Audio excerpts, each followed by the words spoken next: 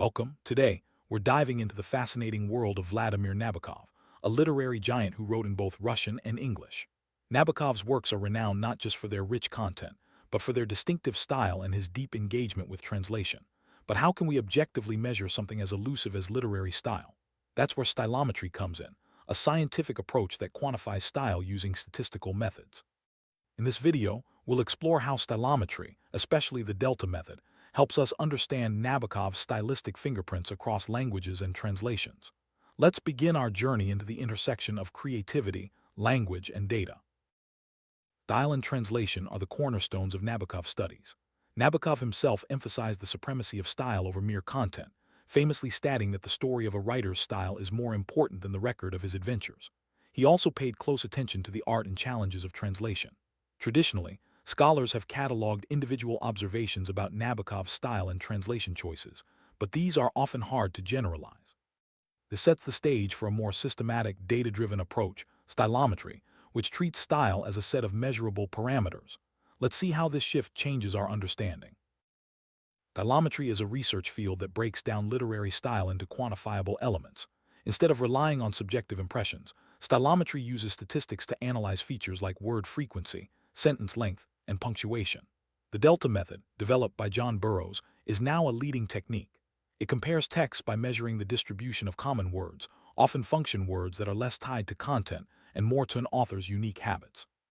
This allows researchers to calculate the stylistic distance between texts, revealing patterns invisible to the naked eye. Stylometry bridges the gap between the humanities and data science, offering fresh insights into literary analysis.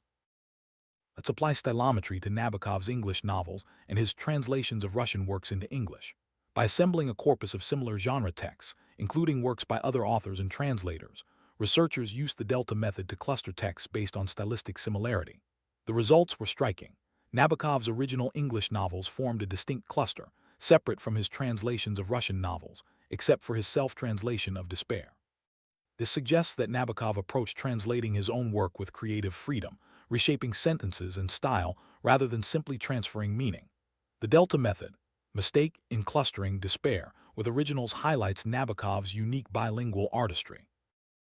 Turning to Nabokov's Russian novels and their translations from English, stylometry again reveals clear patterns. The delta method shows that original Russian works and translations of his English novels into Russian form two distinct clusters. Interestingly, the auto-translation of Lolita into Russian closely resembles Nabokov's last Russian novel, The Gift.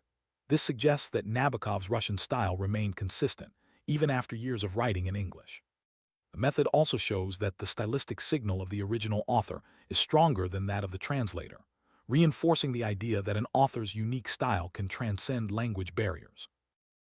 A fascinating outcome of stylometric analysis is the so-called invisible translator effect. When comparing translations of Russian classics into English, including Nabokov's own translation of Lermontov's, a hero of our time, the delta method shows that the translator's individual style often fades, overshadowed by the original author's stylistic signal.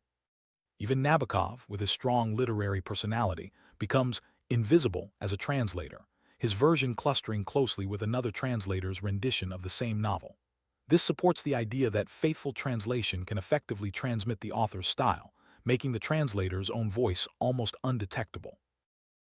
While the general trend is that the author's style overpowers the translator's, there are notable exceptions.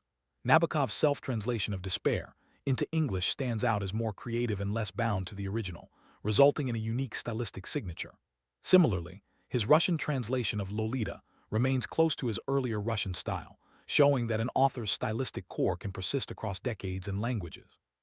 These exceptions highlight the flexibility and individuality of Nabokov's approach to translation, offering a deeper understanding of his literary evolution and the complex interplay between language, style, and creativity. Stylometry doesn't just help us analyze Nabokov, it's transforming literary studies as a whole.